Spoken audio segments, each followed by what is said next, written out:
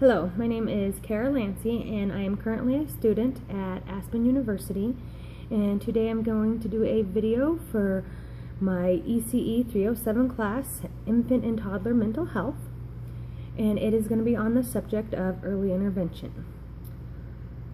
As I was reading through the text in the chapters about early intervention, it brought me back to my own experience with the early intervention services. I've been in the field of early childhood for years, but my primary focus was on preschool. When I had my first child, I realized how little I knew actually about infants and toddlers. And then shortly after, about 1 year of age, is when my son did require services himself. And that is what I'm going to base some of today's on, is using as an example of my own experience with the early intervention team. The first question is, interventionists take time to get to know the family. I've seen this firsthand. In the book it talks about that, how that the therapist actually builds a bond with the family because it's a whole family support. It's not just for the child. And this was something that did take place even with my own son. He's now 5, so he's been out of early intervention services for quite some time now, and yet I still run into them at the store and so on, because it's a small town, and they ask about him, and they talk to me about him, and even for I think it was about a year after services stopped, I would still receive emails and texts and stuff just trying to check in and see how he's doing. So they really did get to know us as a whole, which was wonderful. Family strengths are identified and emphasized. I think this also happened with the fact that I am in early childhood. Even though I knew nothing about infant and toddlers, which is what I had, I was more than willing to learn. And they even told me many times that that was a strength, is that I was willing to do anything they said. I wanted to give my son the best chance he could. He was receiving services in language, gross motor, and then later on in the toddler was some social emotional as well. And I wanted him to have the best opportunities possible. So I wanted to do every single thing that they said would help, would make it better, would, by doing this many language things and talking to him all the time, and all that would help. So I did it. Every single thing they recommended, I did it and did it and did it. So I believe that was one of the strengths that was brought about with our family, is my willingness to try. Families are actively included in the planning and decision making. At the very beginning, they had, after we did all the testing and answered all the questions and did all of that, we had the meeting. And the early intervention team came together, and it had someone there from language and have someone there from gross and development, and it also had, because we were in early Head Start, actually had our home visitor as well.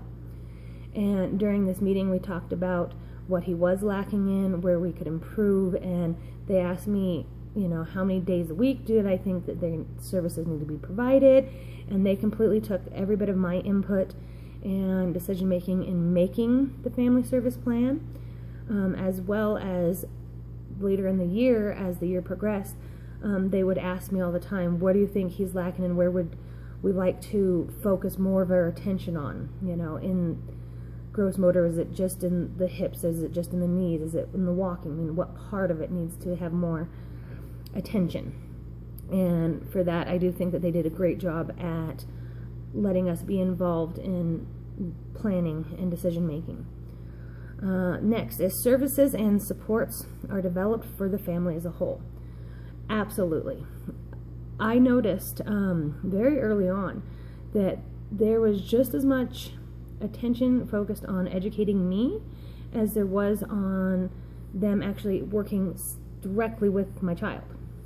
And I think that is because with early intervention, it is done normally in your home and with you, because you are the best role model and teacher, and you're the one with that child. You know everything about your child. with it being your child, you know, with certain emotions and certain telltale signs and all of that, you can read. And because of that, your child responds best to you. So even though they may come once or twice a week, or once every couple weeks, or even once a month, depending on what the service plan provides, they teach you the information so that you can help your child, so you can teach your child, because overall parents are teachers, and that's one of the things that they did teach as well.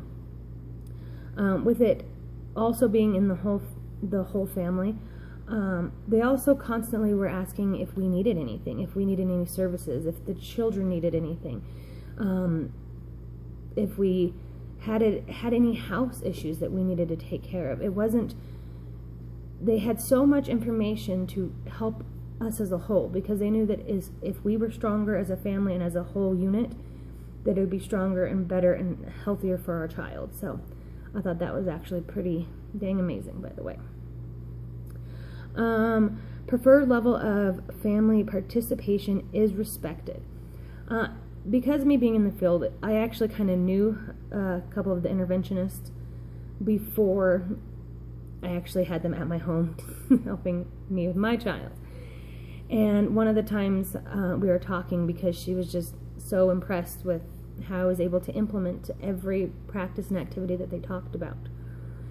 And I was kind of dumbfounded. So I asked her, I was like, other people don't do that? And she said, no, that there's actually a lot of parents out there that the only time the child actually receives those services or those activities or those helpful tips and all those things that I was doing with him, that the only time the child gets that is when the therapist is actually there.